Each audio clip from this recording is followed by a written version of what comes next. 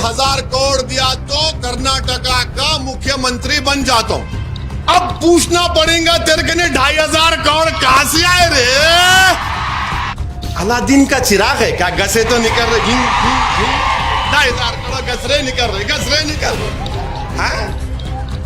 70 countries को हम गोश्त एक्सपोर्ट करते, कितने 70 ममालिक को गोश्त हमारा जाता। अब इन्हों क्या बोल रहे? हलाल पे थूक दे, धर्म परिवर्तन करते। बंद कर दो ना, ये बंद कर दो। कौन बोल रहा ले जाओ एक्सपोर्ट करो? इन्हों बोले Bijapur is almost like Pakistan. Modi ji, क्या बीजापुर पाकिस्तान है? आपका आदमी बोल रहा है it is almost like Pakistan. No, it is India and it will always be India. Bijapur will be in India only. Bijapur is the heart of Karnataka. Bijapur is the history of Karnataka. Bijapur के ये गुम्बदें बीजापुर और कर्नाटका की खूबसूरती को दिखाती हैं, आदिल शाह की, निजाम शाह की और बैमानी बादशाहों की। This video present by Mannoor Multi-Speciality Hospital, highly qualified and well-experienced doctors team for emergency and trauma care 24/7 at Bare Hill Circle Ring Road, Gulbarga. अब मैं यहां पर हमारे भारत के प्रधानमंत्री से ये पूछना चाहता हूं कि आपका यहां का एमएलए ये कह रहा है कि यहां के बीजेपी के एमएलए बोले, प्रेस का स्टेटमेंट है, मैं 2,500 करोड़ दिया तो कर्नाटका का मुख्यमंत्री बन जाता हूं। बोले ना, बोले डर के नहीं बोलना, बोले नहीं बोले। अब पूछना पड़ेगा तेरे के 2,500 करोड़ कहां से आए रे? 2,500 करोड़ तेरे को कौन दिया? कहां से आए? अलादीन का चिराग है क्या? गसे तो निकल रहे, 2,500 करोड़ गसरे निकल रहे। तेरे कहने मोकिला है, जिन्नात की फौज है। 2,500 करोड़ दिए तो प्रधानमंत्री जी आप तो गरीब है, आप तो बोले मैं झोला लेके चले जाऊंगा, मगर देश के प्रधानमंत्री 2,500 करोड़ समझ में नहीं आया। इन्हें भी क्या लंबी छोड़ रहा क्या? वाह, 2,500 करोड़ दिए तो बन जाता हूं मैं। अच्छा, बीजेपी में शायद मुख्यमंत्री बनने की फीस यही है, नहीं मालूम। उन्होंने बोल रहा हूं मैं, ये प्राइम मिनिस्टर को बोलना पड़ेगा, मैं इनसे नहीं पूछूंगा, मैं बड़ों से बात करता हूं, लेवल के लोगों से, उनको बोलना पड़ेगा 2,500 करोड़ कैसा है भाई। अब ये बेचारे पुलिस वाले जो काम करते हैं उनको क्या 1 लाख 1.5 लाख 80,000, उनको सोचेंगे अम्मा पोस्टिंग का क्या होता कि अब अब 2,500 करोड़ मामूली बात है, मगर कुछ नहीं तो शायद प्राइम मिनिस्टर को मालूम भी होगा। अच्छा, हम प्राइम मिनिस्टर से दूसरा सवाल कर रहे, आपका एमएलए ये बोला कि हलाल गोश्त के वो लेके धर्म परिवर्तन करते। बोले ना, बोले नहीं बोले? हाँ, या मैं झूठ बोल रहा हूं? अब आप ये बोलो, आपको मालूम हम जो भारत से गोश्त एक्सपोर्ट करते, 70 कंट्रीज को हम गोश्त एक्सपोर्ट करते, कितने 70 ममालिक को गोश्त हमारा जाता, ममालिक को एक्सपोर्ट करते। उसमें कौन से मुस्लिम ममालिक हैं? मलेशिया, इजिप्ट, मिस्र, इंडोनेशिया, इराक, सऊदी अरेबिया भी है रे, यूएई। अच्छा, आपको मालूम कि हमारा जो इंडियन बफलो जाता जून 2020 और 21 में 3,670 करोड़ का एक्सपोर्ट हुआ। कितना हुआ? 3,670 करोड़ 2020-21 में। इन्हों बोले 2500 में सीएम बन जान तो 3670 करोड़ का एक्सपोर्ट हुआ। अब छोड़ो जी, अब मैं बोर सुनो तुम, मगर तुम जो बोल रहे सही बोल रहे, मैं नहीं बोलता कुछ भी, मैं नहीं बोला, तुम बोले, और तुम क्या बोले सब सुन लिए, मैं नहीं सुना। अब अप्रैल जून 2021-22 में वो 3670 करोड़ से एक साल में कितना बढ़ गया मालूम आपको? 7543 करोड़, 7540 पे 3 करोड़। अब इन्हों क्या बोल रहे? हलाल पे थूकते, धर्म परिवर्तन करते। बंद कर दो ना, ये बंद कर दो। कौन बोल रहा ले जाओ एक्सपोर्ट करो? सऊदी अरब के बादशाह पूछेंगे, मोदी जी बोलेंगे मित्रों मैं भी जा रहा हूं, बोलेंगे नहीं, बोलेंगे क्या बोलेंगे नहीं मालूम। यूएई पूछेगा, मलेशिया पूछेगा, इराक पूछेगा, 70 कंट्रीज पूछेंगे, आप बोलो बंद करो।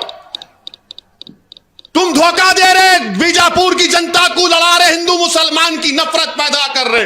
भारत को डॉलर मिल रहे, भारत को पैसा मिल रहा, भारत मजबूत हो रहा, मगर इन्हों या झूठ बोल रहे। या तो हम ही गोश्त खाते, खाने को खाना नहीं है मुसलमानों को, दलितों को, हमारे गोश्त के पीछे पड़े हुए। तो कितना बढ़ गया एक साल में? 110% बढ़ गया। 3670 करोड़ से 7540 पे 3 करोड़। अच्छा, आपको मालूम कौन सी बड़ी बड़ी कंपनियां हैं? ये कंपनी है अलाना कंपनी है। कितना एक्सपोर्ट करती उन्होंने? 2028 करोड़ का गोश्त एक्सपोर्ट करते। अलाना का मालिक कौन है? असउद्दीन ओवैसी है? नहीं है। एक अलहम्द फूड है, 400 करोड़ का एक्सपोर्ट करे। मीशा एक्सपोर्ट 300 करोड़, और एचएमए एग्रो 290 करोड़। अरे ये पूरे गोश्त खा रहे थे, हमारे पीछे कहीं को पड़े रहे तुम लोग। तुम न खाओ, कोई मजबूर नहीं कर रहा, मगर नहीं ये हलाल। अच्छा, ये कौन है रे भाई? अच्छा, आपको मालूम बंबई में सबसे ज्यादा एक्सपोर्ट बंबई से होता है, 39.9%। अब आपकी सरकार है, बंद कर दो मुंबई में, बंद करो, बंद कर। नहीं करेंगे। बंबई में आपकी सरकार है ना, मुंबई में आप लाके बिठाए ना शिंदे को, उसको बोला बंद कर देगा उन्हें। 39% एक्सपोर्ट बंबई से होता, उसके बाद अलीगढ़, गाजियाबाद, आगरा, वहां भी बंद कर दो। आपके योगी है वहां पर, बोल दो बाबा को, बाबा क्लोज। तो मालूम क्या हुआ? अब आप एक बात समझो, नहीं वैसा नहीं, सुनो मेरी बात। अगर कोई एक भैंस काट के दुकान पे लाके बेचता तो उसने घर को शाम में 11 बजे गए तक 100 या 300 रुपए कमाता। हमारे कुरैशी भाई को है यहां पे 300 रुपए कमाते ना, 300-400 कमाते होंगे 12-15 घंटे काम करने के बाद। तो इन्हों क्या बोल रहे? उन्हें 300 रुपए नहीं कमाना, उन्हें हजारों करोड़ कमाना। गरीब भूखा मर जाना और अमीर दौलतमंद रहना, क्योंकि इनसे मिला हुआ है। ये कौन सी पॉलिसी है बीजेपी की बताओ?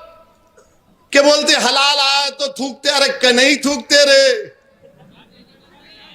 अच्छा, ये बोलो क्या तरकारी हलाल नहीं है? है ना तरकारी हलाल, पानी हलाल है, शराब हलाल है? नहीं है। वो कुत्ते का पेशाब है, पीने वाले भी कुत्ते का पेशाब पी रहे। आप पियो, मैं रोक नहीं सकता हूं। पानी हलाल, थम्स अप हलाल, कोक हलाल, रूह अफ़ज़ा हलाल, फंटा हलाल, मौसम्बी का जूस हलाल, तरकारी हलाल, पानी हलाल, हवा हलाल। अब हराम क्या है बताओ?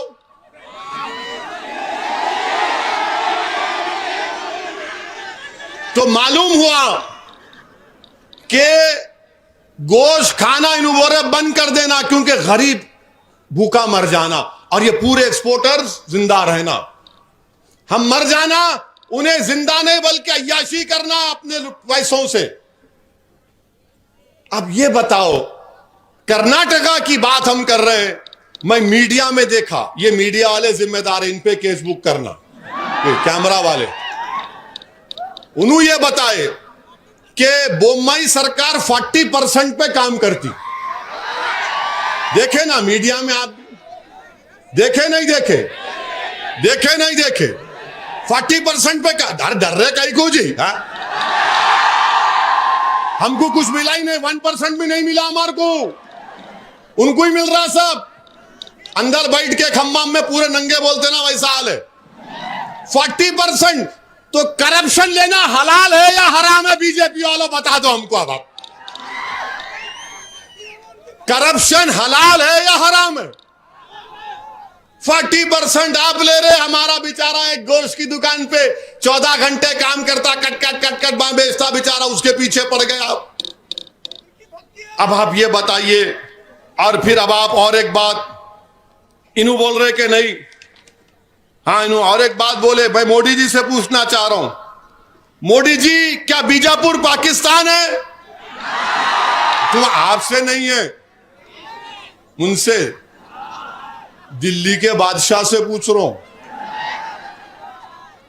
इन्हों बोले Bijapur is almost like Pakistan है। ये भारत का अटूट हिस्सा है बाबू, और सुबह कयामत तक रहेगा। मोदी जी आप बोलो ये भारत का हिस्सा है या नहीं है? बोलो मोदी जी।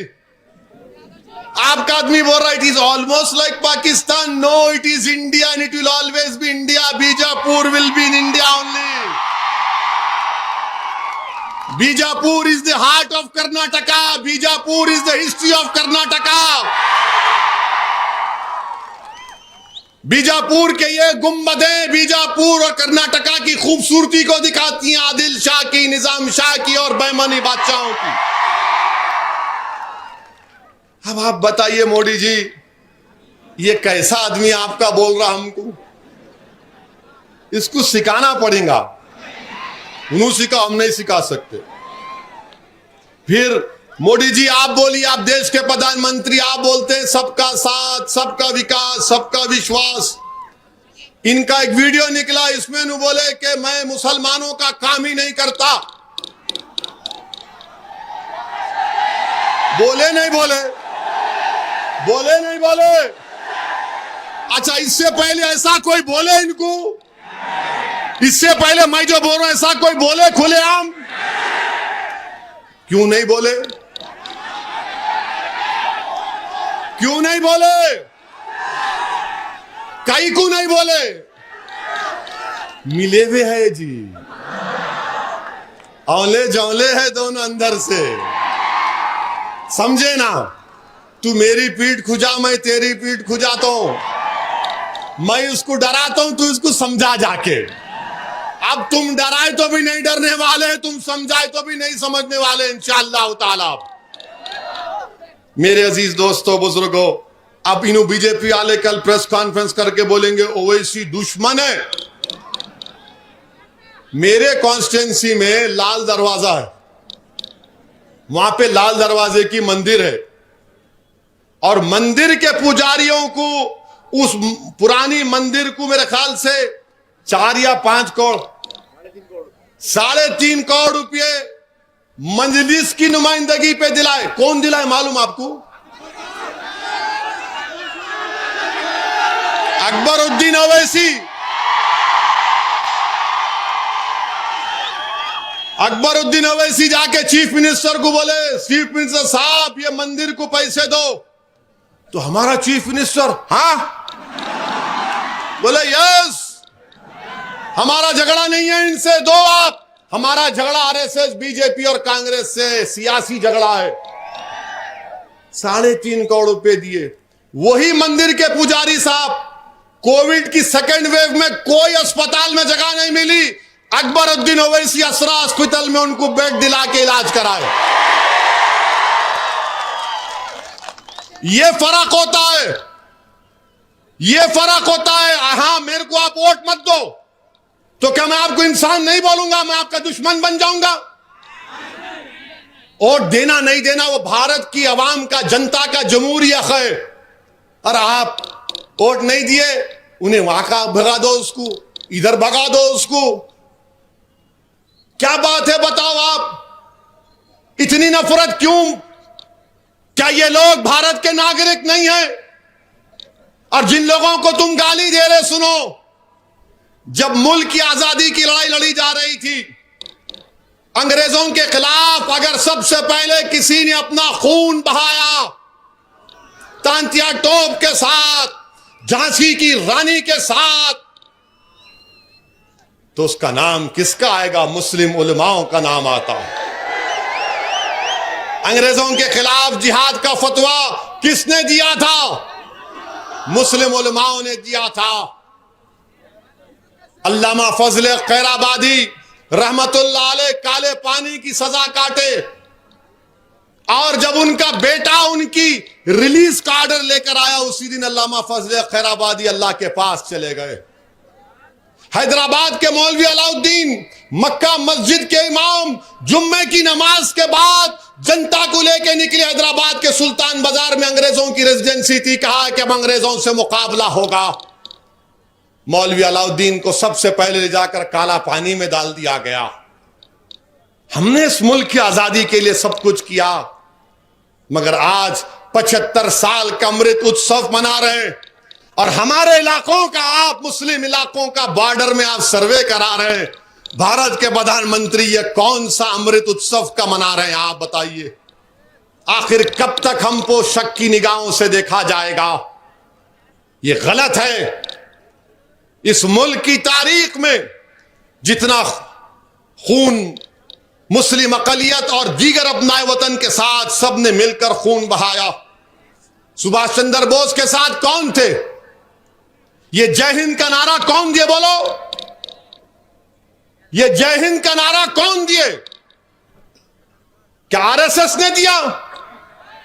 एक मुसलमान सिपाही थे जो नेताजी सुभाष चंद्र बोस के साथ थे, हैदराबाद के थे, जर्मनी में पढ़ रहे थे। नेताजी से मिले तो बोले मैं आपका दीवाना हो गया।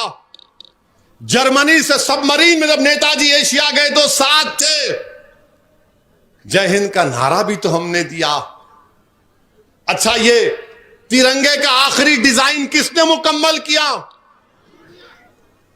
एक हैदराबाद की खातून थी जिसने तिरंगे के फाइनल डिजाइन को उस वक्त की हुकूमत ने अप्रूव किया। मेरे अजीज दोस्तों और बुजुर्गों, ये वतन हमारा है, आपका है, सबका है। इस वतन का कोई मजहब नहीं है। ये वतन ना मुसलमानों का है, ना हिंदुओं का है, ना ईसाइयों का है, ना सिखों का है।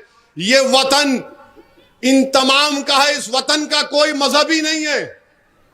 भारत का कोई मजहब नहीं है।